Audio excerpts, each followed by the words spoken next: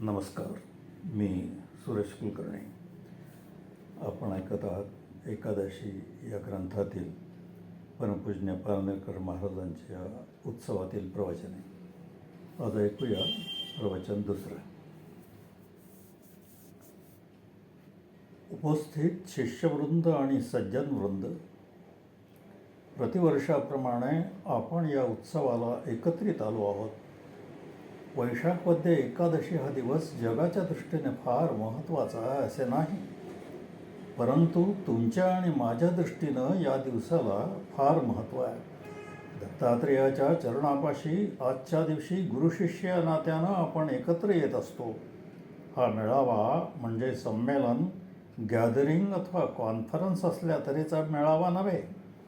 आपण ज्या प्रेमळपणानं गुरुशिष्य या मनोवृत्तीनं येथे जमतो ते जर आपण विसरलो तर उत्सवातील गाजावाजा, डामडौल वगैरे सर्व व्यर्थ आहे.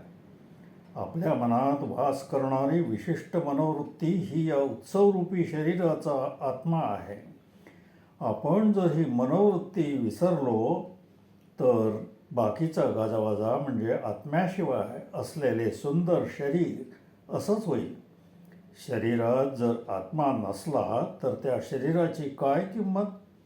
तद्वतच आपण या ठिकाणी कशासाठी जमत आहोत हे जर आपण विसरलो तर या उत्सवाचे औचित्यच नष्ट झाल्याशिवाय राहणार नाही. हा श्री दत्ताचा उत्सव आहे हे खरे. आपण जे येथे जमतो ते केवळ आणि केवळ, आपल्या लक्षात आलं, केवळ श्री दत्ताचं भक्त म्हणूनच आपण जमतो का? श्री दत्त, मी भक्त आणि तू भगवंत आहेस अशी आपली मनोभूमिका असते का? खासच नाही. आमच्या घराण्याचा हा दत्त गेली 40 वर्षे येथे उभा आहे, पण एवढ्या मोठ्या बहुसंख्येनं कोणी आलं आहे काय इथे दिवस दर्शनाला? दत्ता, तुझ्यासाठीच आम्ही धावत आलो आहोत. वा तुमच्या शब्दाने केवळ म्हणण्याचे दत्त फसेल काय? तुमचे हे म्हणणे त्यालाही खरे वाटणार नाही व मलाही खरे वाटणार नाही. श्री दत्ताच्या नावाखाली तुम्ही माझ्याकडे धावत आला आहात हे म्हणणेच योग्य नव्हे काय? परमार्थातील पहिली आणि अत्यंत महत्त्वाची पायरी हीच आहे की आपण आपल्या स्वतःच फसवता कामा नये. परमार्थात एक वेळ इतर सर्वांना, धर्माला, शास्त्राला, प्रसंगी देवालासुद्धा फसवणारा चालतो. चालत नाही तो फक्त एकच, आणि तो म्हणजे स्वतःला फसवणारा. गुरुशिष्याच्या भावनेने श्री दत्ताला साक्ष ठेवून आपणातील हृदगत मोकळं करण्याचे आम्ही येथे येत असतो असं म्हणणंच योग्य आणि प्रामाणिकपणाचं नवं काय? वरील गोष्ट समजावून घेतल्याशिवाय या उत्सवाची सफलता झाली आहे असे म्हणता येणार नाही. देव आहे हे जर तुमचे मत असेल तर तो भोळा नाही, भाबडा नाही, हेही तुम्ही अवश्यमेव ध्यानात आणले पाहिजे. आपण देवाच्या दर्शनाला आला नसून माझ्या गुरुच्या दर्शनाला आहात, म्हणून देव आपणावर कधीही रागवणार नाही. देव कोणावरच रागवत नाही. दुराचारी माणसंही वैभवात लोळताना आपण पाहत होतो. यामुळे देवावर तुमचे प्रेम नाही म्हणून देव तुमच्यावर रागवणार नाही. माझ्यावर जो प्रेम करील त्यावरच मी प्रेम करीन, हा देवावरचा न्याय नाही आहे. देव मोठा आहे, उदार आहे. याचं कारणच हे की देव आपण त्याच्यावर प्रेम करतो की नाही हे पाहून तो आपल्याशी वर्तन करीत नाही. परंतु माणसाचं मात्र तसं नाही. आपल्यावर जो प्रेम करील त्याच्याशीच आपण प्रेमाने वागतो. गुरुही देव नाही आणि शिष्यही देव नाही. आपण दोघेही माणसेच आहोत. म्हणून आपण परस्परांपैकी कोणाच्याही एकाच्या अंतःकरणातील हा प्रेमाचा ओलावा खुंटला तर आपणातील गुरुशिष्यत्वातील अन्योन्य संबंधास बाध आल्याशिवाय राहणार नाही. लग्न समारंभात खूप वऱ्हाडी माणसं जमतात, मानापमानाचे व्याहीही असतात, परंतु लग्नातील मुख्य व्यक्ती कोण? तर नवरा आणि नवरी. तद्वतच गुरुशिष्यातील प्रेमभाव हाच या मेळाव्याचे मुख्य अंग आहे. येथे कोणीही मानापानासाठी जमलेलं नाही.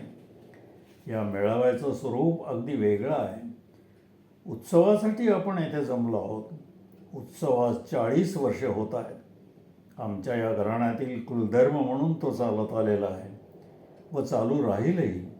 परंतु ज्या हेतूने आपण येथे जमलो आहोत त्याचाच जर तुम्हाला विसर पडला तर हल्लीच्या स्वरूपात होत असलेला हा उत्सव बंद करणंच ठीक होईल.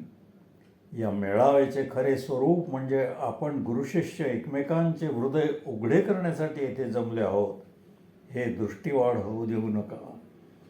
तुमच्या अंतःकरणातील प्रेम उघड प्रकट गंगेसारखे आहे, तर माझ्या अंतःकरणातील प्रेम हे झाकलेले गुप्त सरस्वतीसारखे आहे. गंगेचा प्रवाह अखंड सतत चालू असतो, परंतु गुप्त सरस्वती प्रसंगी अदृश्यच असते. तुम्ही चुका केल्यात तर मी निश्चितपणे रागवेन, पण तुमचे बरोबर असले तर शाबासकी देईनच असं नाही. हा एकेरी सौदा पटत नसेल तर या दत्ताच्या दरबारात मला सोडून दुसरीकडे जा. तुमच्यासारखं प्रेम मला कधीही करता येणार नाही. तुमच्याप्रमाणे मी जर प्रेम केले तर मी गुरु ठरणार नाही. ज्या दिवशी तुम्हाला हे साधेल त्या दिवशी तुम्हीही कोणाचे तरी गुरु होऊ शकाल. गुरु पण ही काही ठेकेदारीची वस्तू नव्हे. तुम्ही इतके जण माझे शिष्य म्हणवता म्हणून काही मी गुरु नाही. तुमच्यामुळे मला गुरुत्व प्राप्त झालं नाही. गुरुपण हे देखील मिळवावे लागते, कमवावे लागते, टिकवावे लागते आणि प्रयत्नांनी कार्यक्षम करावे लागते. गुरुत्व महाग कठीण आहे. गुरुत्व हे विजेप्रमाणे आहे. वीज आपोआप उत्पन्न होत नाही, ती निर्माण करावी लागते आणि आपल्या दारात प्रकाश पाहिजे असल्यास तिच्या उगमस्थानापासून तारांच्या सहाय्याने प्रवाहित करून आपल्या घरातील दिव्यापर्यंत आणावे लागते. तरच आपल्या घरातील विजेचा दिवा तो लागतो, बल्ब लागतो.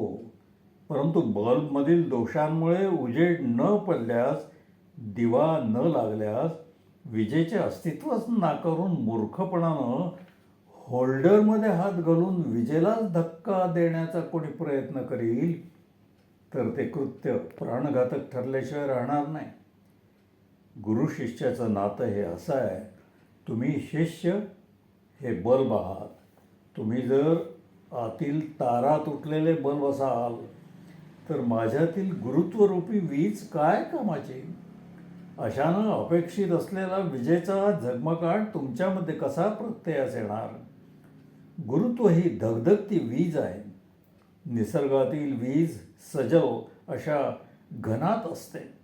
तुम्ही सद्भक्ती, सदाचार आणि सुविचारांनी युक्त असे मेघ बना, म्हणजे त्यामध्ये माझ्यातील प्रेमरूपी विजेचा साक्षात्कार तुम्हाला होईल.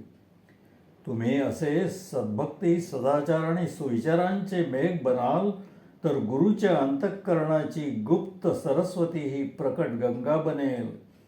मी हे जे बोलत आहे ते या श्री दत्ताला साक्ष ठेवूनच तुमच्याच हिताच्या कळवळ्यानं बोलत आहे. हे जे मी बोललो आहे त्यातील प्रत्येक शब्द महत्त्वाचा आहे. तो कसोशीनं पाळण्याकडे तुम्ही दुर्लक्ष केलं तर बाजारू प्रवचनकारात व माझ्यात तुम्ही काहीच फरक केला नाही आणि दोघांनी सारखेच लेखल्यात असे होईल.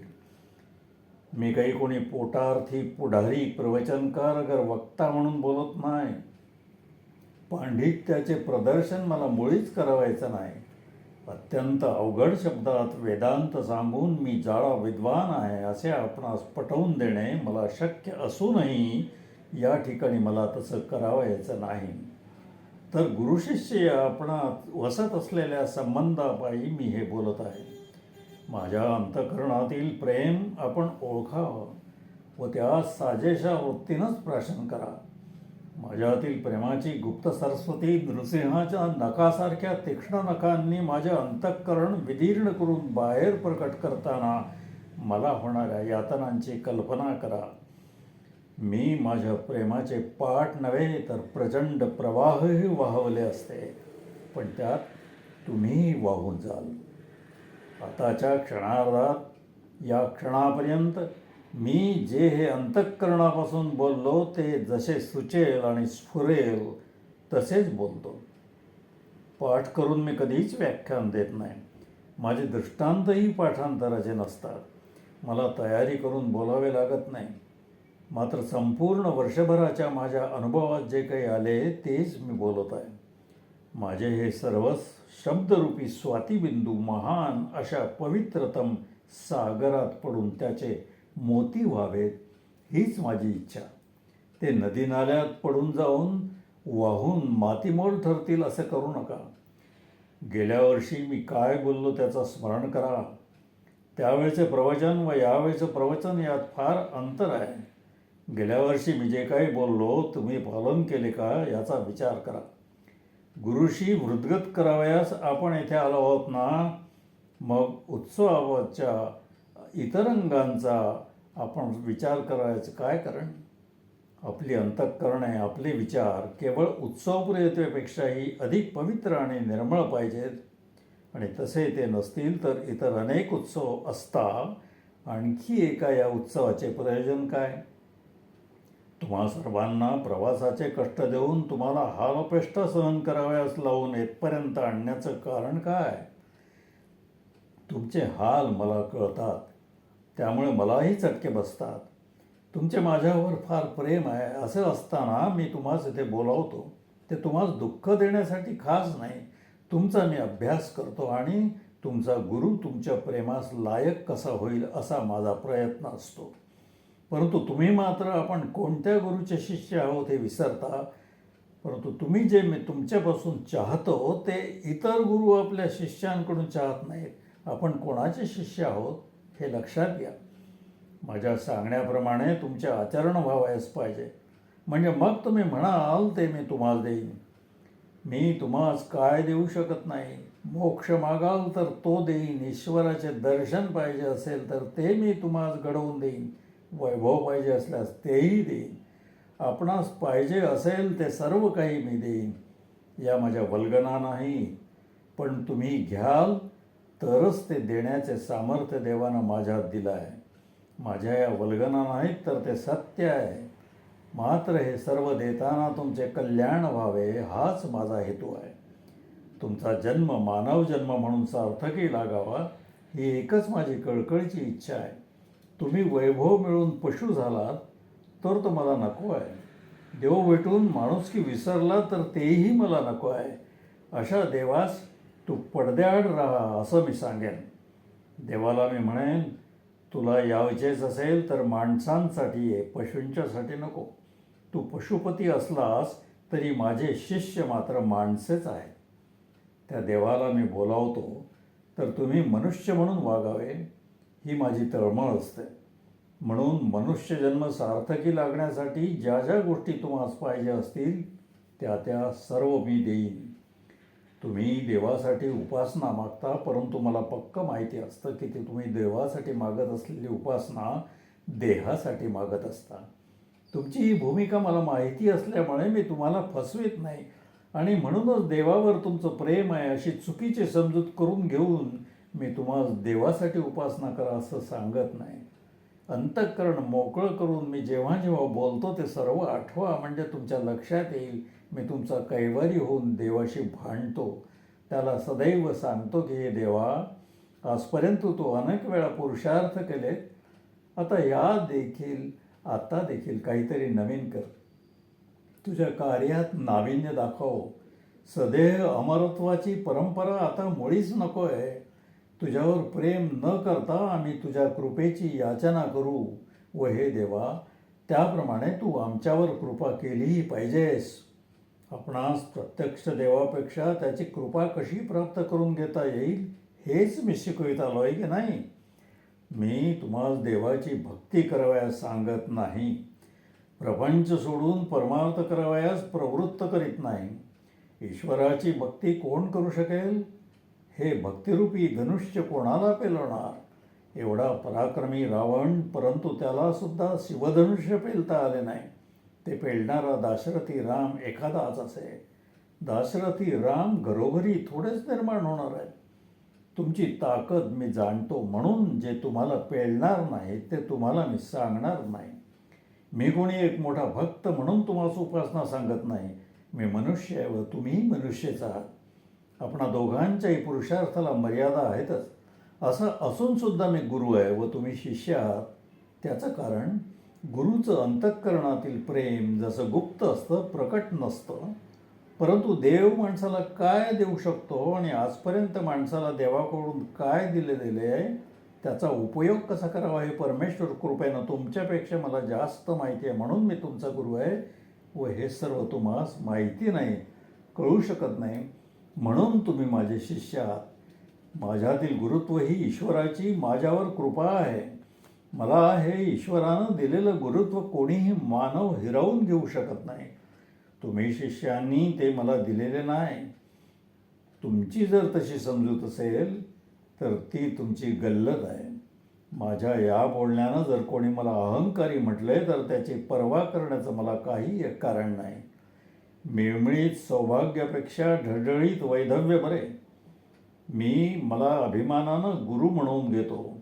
इतर गुरु आणि माझ्यात फरक आहे. इतर गुरु एका ठराविक मार्गाचे म्हणजे त्यांच्या सांप्रदायिक मार्गानंच त्यासाठी लावण्याचा पात्रापात्रेचा फारसा विचार न करता आपल्या शिष्यांना उपदेश करतात. परंतु मी तुम्हा प्रत्येकाचे अत्यंत बारकाईनं निरीक्षण करून तुम्हाला नेमकं काय हवं आहे व त्यासाठी काय सांगितलं असता तुमचं प्रत्येकाचं व्यक्तिशः कल्याण होईल हे पाहूनच मार्गदर्शन करतो. तसं मी सांगितलं ते तुम्ही आचरणात आणता किंवा नाही याकडे लक्ष देत असतो. इतर गुरूंच्यासारखा लाघवी विनम्रपणा माझ्याजवळ नाही.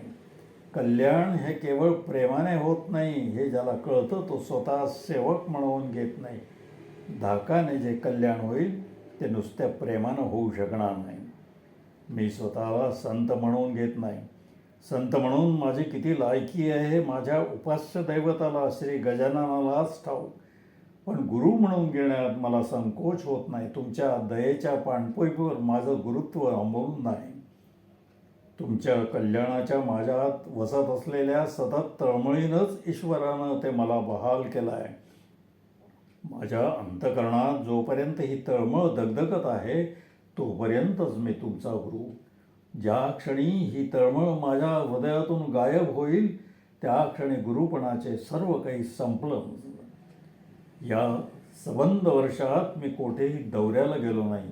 मी घरीच होतो. परंतु माझे शिष्य म्हणून तुम्ही काय करीत होता हे मला माहीत आहे. माझे विधान जर चुकत असेल तर माझे शब्द माझे घेण्यात मला वाईट वाटणार नाही. येथील उत्सव साजरा व्हावा म्हणून काही मी तुम्हाला बोलवायत नाही किंवा उत्सवाचा एक भाग म्हणून या प्रवचनाचा कार्यक्रम ठेवला जात नाही. तर माझ्या या प्रवचनात मी जे काय बोलेन ते वर्षभर आपण हृदयात साठवून त्यावर कसरत करावी ही माझी अपेक्षा असते. जर तुम्ही तसे केले नाही तर बाहेरचा एखादा उत्तम वक्ता आणून हा कार्यक्रम पार पाडता येईल. प्रतिवर्षी मी तुमच्याशी बोलावं अशी खरोखरीच इच्छा आहे ना? का इतर वक्त्यांप्रमाणेच अथवा पुढाऱ्यांच्या भाषणांप्रमाणेच तुम्ही माझे भाषण ऐकता? त्यांच्याप्रमाणे जर तुम्ही मला समजत नसाल तर माझे भाषण वर्षभर तुमच्या हृदयात घुमत राहिलं पाहिजे आणि त्याप्रमाणेच कृती करण्याची तुमची तयारी पाहिजे. आजपर्यंत माझ्या सहवासात तुम्हाला बरं वाटले, तुमचा फायदा झाला हे काय कमी आहे. पण ही तुमची कर्तबगारी नाही की माझीही नाही.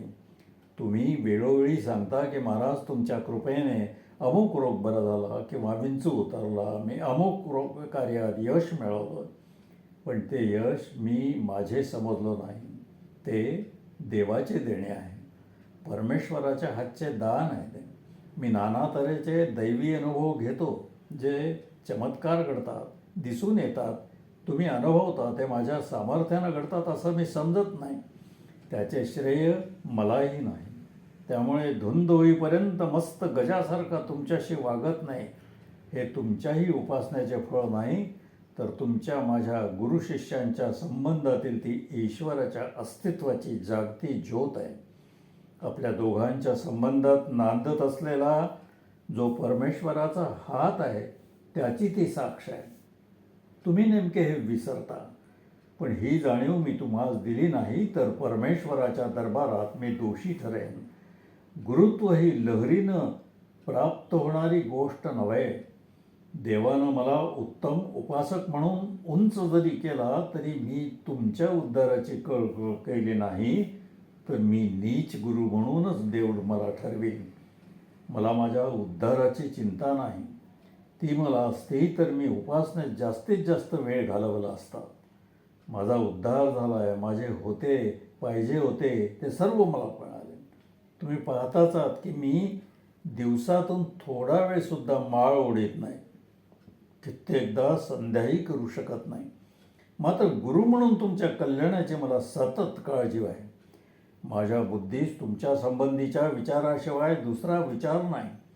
मला जे कळले आहे ते सोप्यातल्या सोप्या भाषेत तुमच्यापुढे कसं मांडता येईल याचाच मी सारखा विचार करतो.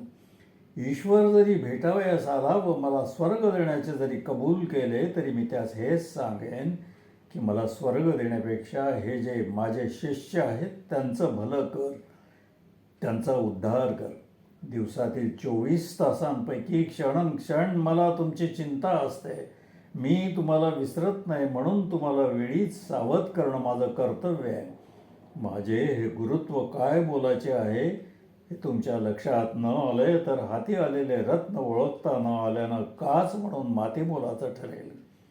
ईश्वरालाही तो समोर आला असता ओळखता आला नाही तर वरीलप्रमाणे स्थिती होईल. काय आहे हे कळलं नाही तर हाती अमृत येऊनही विषवत होते किंवा दारात येणारी एखादी थोर विभूती गावचा गडी वाटतो. गुरु म्हणून मला अभिमान वाटतो. याबाबत परमेश्वरी माझ्या बाजूनेच कौल देईल. निंदकाच्या बाजूनं खचितच देणार नाही. मला इतरांशी तुलना करावायची नाही. पण मी गुरु म्हणजे गुरुच आहे. माझ्यातील गुरु पण ही तुमच्या लहरीची किंवा मर्जीची गोष्ट नव्हे. तुमच्या कल्याणाच्या दृष्टीनं कोणतेही कटुसत्य मला बोलावेच लागते. तुमची हाजी मी मुळीच करणार नाही. गोड बोलणं मला पाहिजे तर मी बोलेन, पण कटू बोलणं हा माझा धर्मच आहे.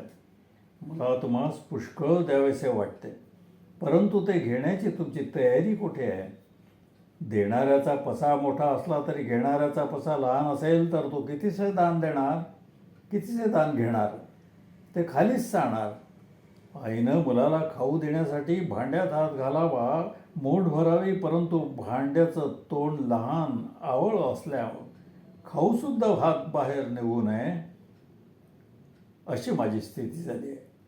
तुम्ही मागाल ते मी तुम्हाला देऊ शकतो म्हणून मी तुमचा गुरु आहे. ते मी देतो आहे असं नाही तर त्या परमेश्वरानं मला दिलं आहे म्हणून देतो आहे. माझे गुरु पण हे सूर्यासारखं आहे. तुम्ही सूर्यनारायणाची खूप स्तुती केली. हे सूर्यनारायणा, तू किती दयाळू आहेस. तू उगवतोस म्हणून आमची दैनंदिन कामे पार पडतात, रोजचे कारभार सुरळीत चालतात. आमच्यावर तुझे केवढे उपकार आहेत. या स्तुतीनं आनंदित होऊन तो का 5 मिनटं थांबतो अथवा तारीफ केले नाही म्हणून का रागावून तो उगवण्याचं बंद करतो? तुमची स्तुती अथवा निंदा न मानता जगाला जगवण्याचं कार्य तो अविरत करीतच असतो. वरील दृष्टांतातील अर्थ नीट लक्षात घ्या. तुम्ही जरी गुरु म्हणून मला टाकलं तरी आता मला तुम्हाला टाकता येत नाही. आतापर्यंत मी जे बोललो ते प्रवचन होतं की प्रस्तावना? प्रस्तावनेच्या तंत्रानं मागितलेलं किंवा सांगितलेलं हे प्रवचन आहे. आता सांगा बरं, प्रस्तावना व प्रवचन या 2 शब्दांवर तुम्हाला हजारात चकवलं की नाही? मग तुम्ही एकटे असलात तर मी किती फसवीत असेल याचा विचार करा. मग मी फसवा नाही का? आता फसवणारा व चकवणारा गुरु करून तुम्ही फसू नका. आत्ताच श्री दत्ताच्या साक्षीनं मला सोडून द्या.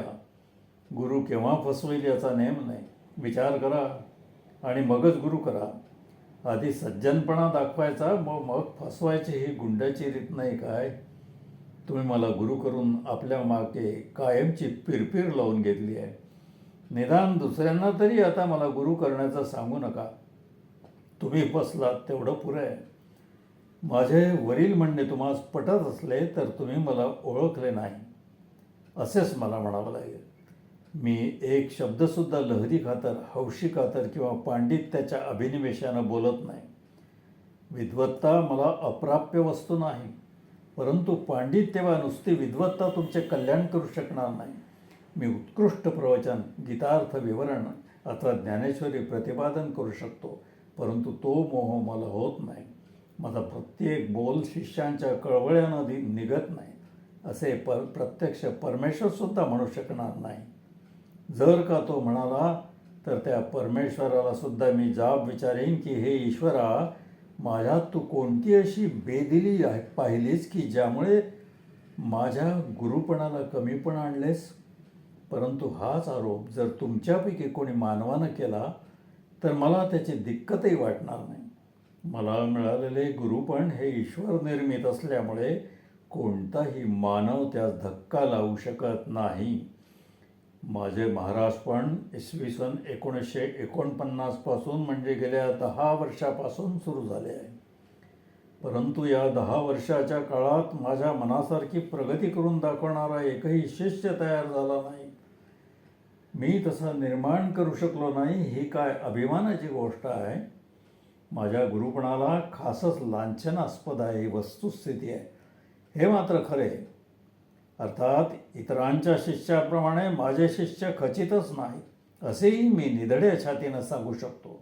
मला माझ्या मनासारखं कार्य करून दाखवता आले नाही म्हणून मला समाधानी होता येत नाही. तुम्ही प्रचितीचा परमार्थ करा. जीवन ही कला आहे असे समजून ते साक्षेपानं कसं जगता येईलकडे लक्ष द्या असे माझ्या प्रत्येक व्याख्यानातून सांगूनही त्याप्रमाणे वागण्याची एकाच देखील बुद्धी होऊ नये, हे एकानंही त्याचा अनुभव घेऊ नये, ही काय स्पृहणीय गोष्ट आहे? 10 वर्षे शिष्यत्व पत्करूनही ही गोष्ट आपण साध्य करून घेऊ शकत नाही असे का? त्याचा विचार कोणी शिष्य करतो का? आपले भले करण्याचे सामर्थ्य आपल्या गुरूत आहे असे जर आपणास वाटत असेल तर ते भले का होत नाही याची तळमळ तुम्हास वाटावयास हवी. त्याची आग तुमच्या अंतःकरणात पेटावयास हवी. तशी का पेटत नाही? मी तुमचा सतत अभ्यास करतो, तुमच्यासाठी देवाजवळ सलगी करतो व मला कळलेला परमार्थ तुम्हाला सांगण्यास प्रवृत्त होतो. माझ्यातले विचार मी सोप्यातल्या सोप्या भाषेत तुमच्यासमोर मांडतो म्हणून तुमचा माझ्यावर विश्वास बसत नाही. खरोखर परमार्थ जर मनापासून केला तर परमार्थ इतके सोपे काहीच नाही. परमार्थाचं नायक परम कारुणिक, परम दयाळू असा ईश्वर आहे. परमार्थ कठीण आहे असे म्हणणे म्हणजे तो परमेश्वर पाषाण हृदयी आहे, नीच आहे असंच म्हणण्यासारखं आहे. ही त्याची निंदा झाली की स्तुती? ज्यानं परमार्थाचा कधीही अनुभव घेतला नाही तोच परमार्थ कठीण आहे असं म्हणेल. परमार्थाचं काठिण्य सांगणाऱ्यानं देवाला ओळखलेलंच नसतं. त्याची जात त्याला माहीत नसते हेच खरे. लोण्याहून मऊ, पाण्याहून पातळ आणि हवेतून सर्वगामी असा ईश्वर असता परमार्थ कठीण कसा होईल? कोपरानं खणलं तरी अमृताचे पाट वाहतील इतका मुळातच परमेश्वर कृपाळू आहे.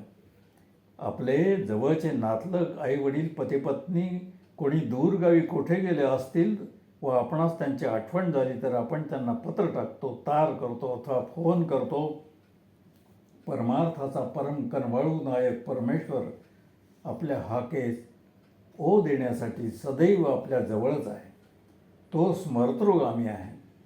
त्याला बोलावण्यास पत्राची, तारेची, फोनची, कशाचीही गरज नाही. त्याची आठवण होऊन नुसती हाक मारली तरी पुरी आहे. परंतु हाक मारणाऱ्यानं अंतःकरणापासून मारली पाहिजे. तुम्हाला सांगूनही तुम्ही हे शिकत नाही म्हणून माझ्या अंतःकरणात तुटत असतं.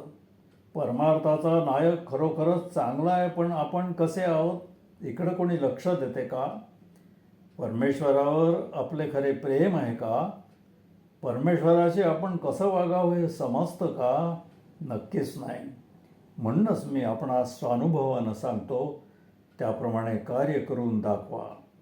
कर्माची कसरत करा. माझ्या प्रवचनातील सांगणं कृतीत उतरवण्याचा प्रयत्न करा. माझ्या प्रवचनाबद्दलची तुमची नुसती प्रशस्तीपत्रके मला नको आहे. मला तुम्ही विद्वान नाही म्हटलं तरी चालेल. त्याकरता काही मी प्रवचन करीत नाही. ते कार्य काही देवानं माझ्याकडे दिलेलं नाही.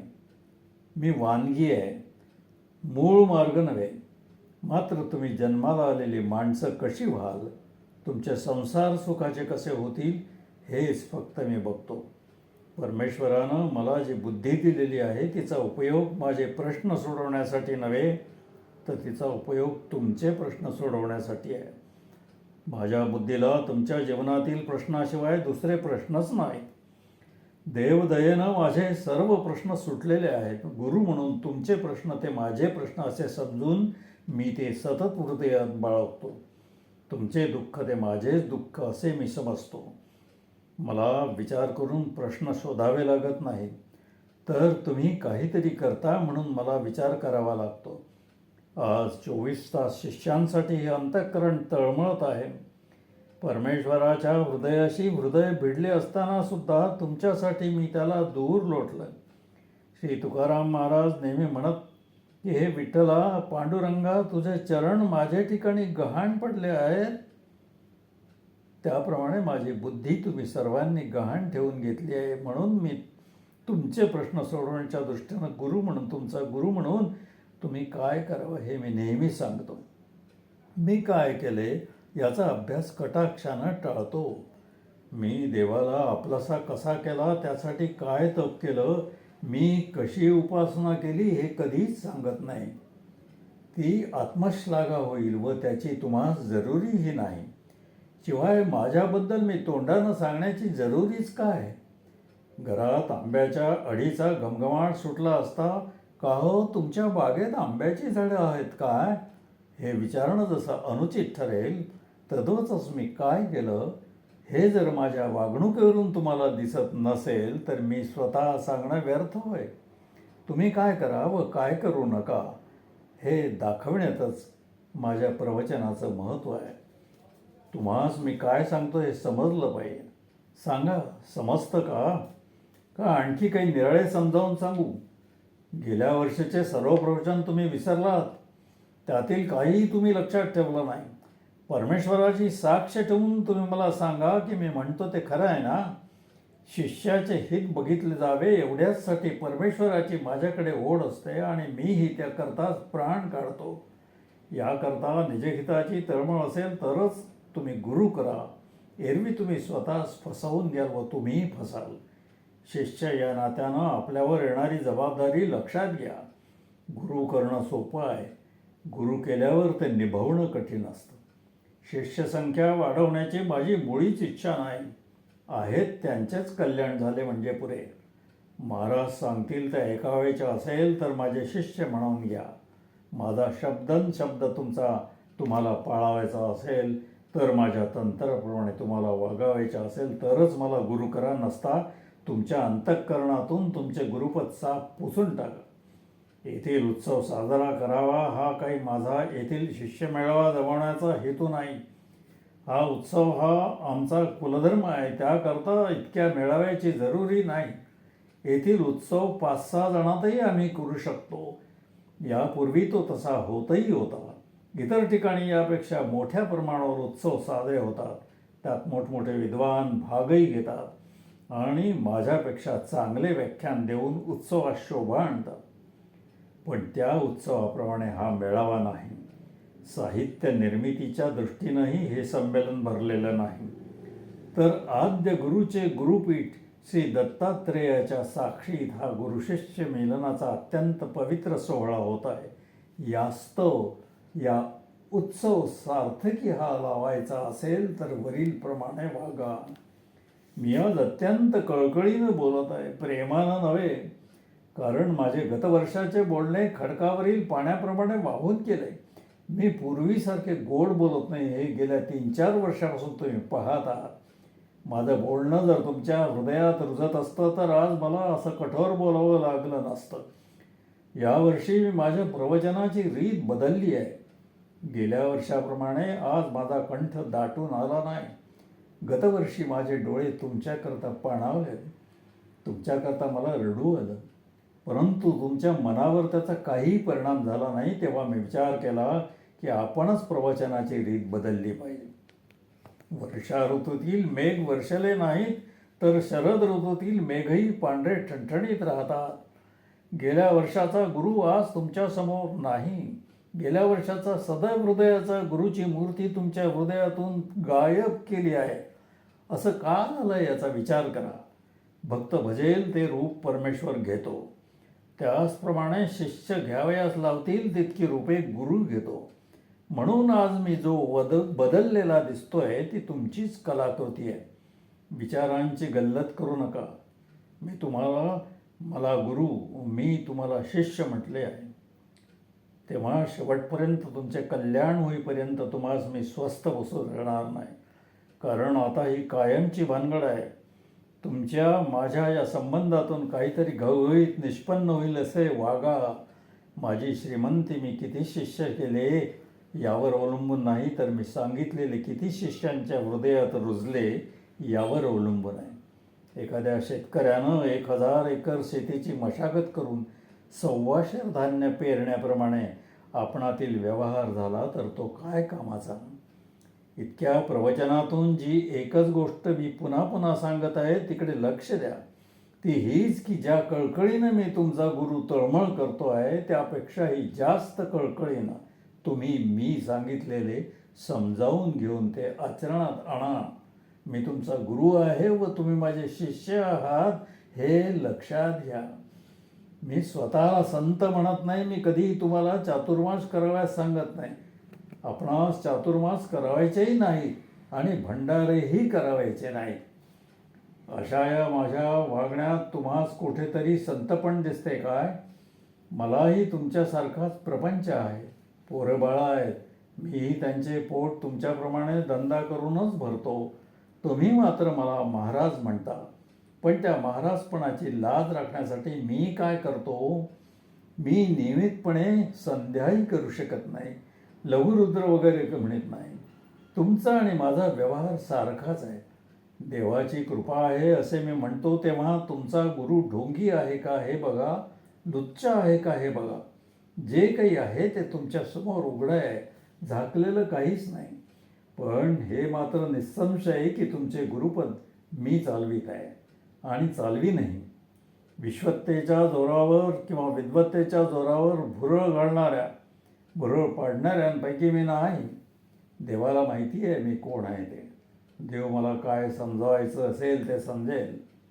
आणि तुम्ही मात्र मी जे बोललो त्याची तळमळ वर्षभर बाळगा व त्याप्रमाणे कृती करा. मी हे कर्मणीकरता बोलत नाही, अगदी अंतःकरणापासून तळमळीनं बोलत आहे. परंतु तुम्हाला मात्र त्याची किंमत नाही. तुम्ही अमृताकरता पळसाचा फुटका द्रोण घेऊन जाता.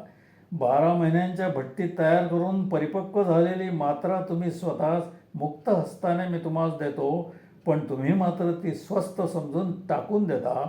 तुम्हाला ती निरुपयोगी वाटते, तिच्यावर तुमचा विश्वास बसत नाही.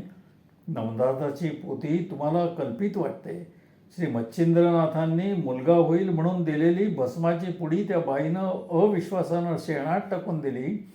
त्याप्रमाणे मी तुम्हाला रोज देत असलेली ही पुडी माझे प्रवचन ही 12 महिन्यांच्या भट्टीत भाजून तयार केलेली ही मात्रा तुम्ही अविश्वासानं भिरकावली.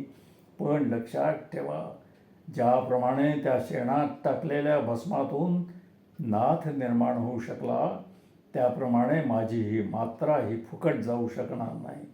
माझ्या प्रवचनातून पशु पक्षी वृक्षवेली दगड आणि धोंडेही शिकतील इतकी धमक आहे माझ्या या शब्दात. परंतु त्या बाईला ज्याप्रमाणे आपला मुलगा म्हणून संबोधता आलं नाही तद्वच यांनाही माझे शिष्य म्हणवता येणार नाही. असा प्रसंग न येवो. मी प्रतिपादन केलेला मार्ग ते तत्त्वज्ञान ईश्वर निर्मित आहे. ते काळाची गरज म्हणून निर्माण झालं आहे. त्याला कोणीही थोपवू शकत नाही. माझ्या मुखावाटे ते शब्द बाहेर पडतात एवढंच. त्यांचे कर्तृत्व माझ्याकडे आहे. एवढ्याचसाठी मी तुम्हाला परत परत आग्रहानं सांगतो की मी तुम्हाला दाखवलेला उपासण्याचा मार्ग सोडू नका. त्यात परमेश्वराचे अधिष्ठान आहे. मात्र ध्यानात ठेवा की मी तुमचा उद्धार तुम्हालाच करून घ्यायचा आहे. या सर्व प्रवचनाचे सार म्हणून एकच मंत्र लक्षात ठेवा, जो उपासनेच्या मंत्राशिवाय आहे. तो हा की मी 24 तासातील क्षण तुम्हाला विसरत नाही, तसे तुम्ही दिवसातून एकदा तरी माझे स्मरण करा. त्यातच तुमचे कल्याण आहे. प्रत्यक्ष देवसुद्धा जे देऊ शकत नाही ते देण्याचे सामर्थ्य एका गुरूतच असते, अन्यत्र कोठेही नाही. गुरु जे देणार नाही ते देवही देऊ शकणार नाही, इतका गुरुचा अधिकार मोठा आहे. गुरु साक्षात परब्रह्माचा गुरुचा महिमा वर्णन केला आहे. तो उगाच नाही. देव रागावला तर देवाचा राग गुरु शांत करतो, परंतु गुरु रागावला तर गुरुचा राग देवाचाही शांत करणे शक्य नाही. श्री ज्ञानेश्वरांनी केलेली गुरुची स्तुती म्हणजे वल्गना नाही. तुमच्या उद्धाराचे एकमेव केंद्र गुरुच आहे. मी हे भावनेच्या भरात बोलत नाही, ही वस्तुस्थिती आहे. श्री गुरुचरित्रातील संदीपकाच्या कथेचे महत्त्व लक्षात घ्या. तुम्ही सनात आहात, अनाथ नाही. तुम्हास वाली आहे हे पक्के अंतःकरणात बिंबवा, बाळगा. तुम्हाला देण्यासारखे माझ्यापाशी सर्व काही आहे, परंतु आजच्या घटकेस तुम्हाला ते पेलवणार नाही. दुधाची चरबी तुमच्या कामाची नाही. तुम्ही आजही चमच्यानंच दूध पिण्याच्या लायकीचे आहात. सध्या चमच्यानंच दूध प्या. मातृत्वाच्या वात्सल्यानं गुरुमाऊलीच्या स्तनातील दूध संपलं तर मी ते देवाची प्रार्थना करून मागून घेतो आणि घेईनही. माझ्याकडून तुम्हाला काही मिळणार नाही असे कदापि होणार नाही, म्हणून माझी आठवण ठेवा.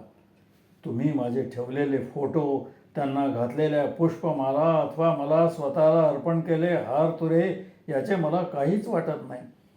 परंतु माझे बोलणे तुम्ही आठवले नाहीत आणि त्याप्रमाणे वागला नाहीत तर तुमची खडीसाखरही मला गोड लागणार नाही. शिष्यांच्या कल्पनाविषयीची माझ्या अंतःकरणातील दगदग विझू देऊ नकोस. हीच ईश्वराच्या चरणी माझी नेहमी प्रार्थना असते. माझ्या अंतःकरणात एकच लालसा जिवंत आहे, ती म्हणजे तुमच्या कल्याणाची. तीच जर का नष्ट झाली तर मी देवाला सांगेन की तू आता दुसऱ्या कोणाला बघ. देव माझ्या हाक्याला धावून येतो ते का, तर तुमच्याविषयीची ही माझी तळमळ बघूनच. मी गेल्या वर्षी सांगितलेले तुम्ही विसरून गेलात. साहित्य रंगात ज्ञानगंगा वाहून गेली. तुम्ही माझे शिष्य आहात हे सतत स्मरत राहा आणि तुमचा उद्धार करून घ्या. तुमचा उद्धार तोच माझा उद्धार आहे आणि तुमच्या अधोगतीत माझीही अधोगती आहे. माझे स्मरण केल्याशिवाय तुमचा उद्धार होणार नाही. गुरुस्मरणाशिवाय उपासना व्यर्थ आहे. तुमच्या उपासनेस फळ येत नाही याचे कारण हेच आहे, मी जसे 24 तास तुम्हाला लक्षात ठेवतो त्याप्रमाणे निदान काही काळ तरी तुम्ही माझे स्मरण करा. त्यानंच तुमचं भलं होईल. तुमच्या ठिकाणी असलेली प्रेमाची धवलगंगा आणि माझ्यात असलेली गुप्त सरस्वती या दोघींच्या संगमात न्हावून आपण पुनीत होऊया असं सांगून तशी देवाजवळ प्रार्थना करून मी हे आजचे प्रवचन संपवतो. जय पूर्णवाद.